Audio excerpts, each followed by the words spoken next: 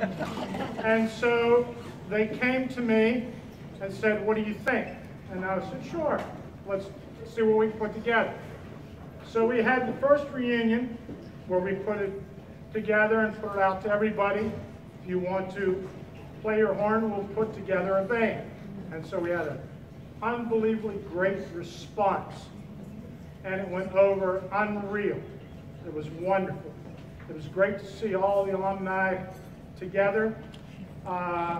They sounded better than the current high school band. Yeah. Now, we played Stars and Stripes, so everybody had that memorized. So we didn't have to tax anybody's musical mentality or whatever and get it right through. The next year that we did it was the year following. We only made, I'd say we had about 140 in the band the first year. And then we had, the next year, we put together the percussion line. And so we got all the percussionists together, and I think Rob Wernz and Mason Holloway were the two that were inspired to be able to get that. Woo! And to come out and do the cadence. So we again played, but then the percussion came to the sideline and then performed. So it was really wonderful to see a massive, unbelievable percussion. They practiced and came into the school during the time in the evening, and it was just really wonderful. Then we let go for a couple of years, and then we came back the last time, which to me was like 3 years ago, but you know, you got to understand that when you get my age, you start to get old-timer's disease, so your memory starts to go.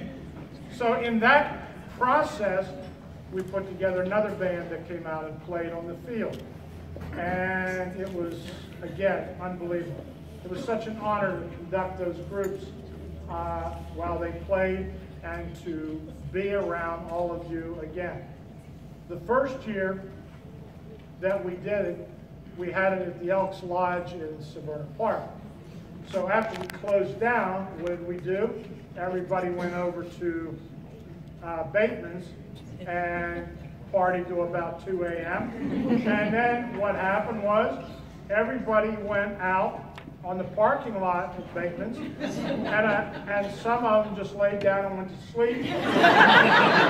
And some of us sat around till like 5 o'clock in the morning just talking about old times. And that was unbelievably wonderful. So, I don't know whether you remember this or not, but I'm going to attempt something, and they're wanting me to do this, and I don't know whether I can pull it off. But one of the things that we always did was start out with a long whistle and 4 short whistles, and then we came back with a very strong SPHS. So they got me a whistle, and it's not my whistle. So I don't know whether it's going to work or not. But having a new band director at the high school, I would assume that a lot of things are going to change. A lot of things that for 48 years were traditions are going to disappear. So, and he has that right to do his own program and go with whatever it is. But I can only tell you that I tried for years to keep that tradition in and out and alive so that if you ever came back, you knew what was going on. I did the same pre-game field show for 48 years. And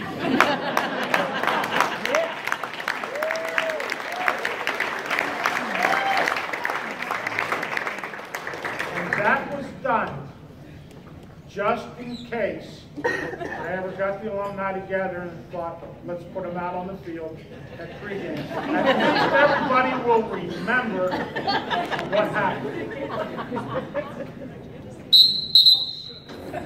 Woo!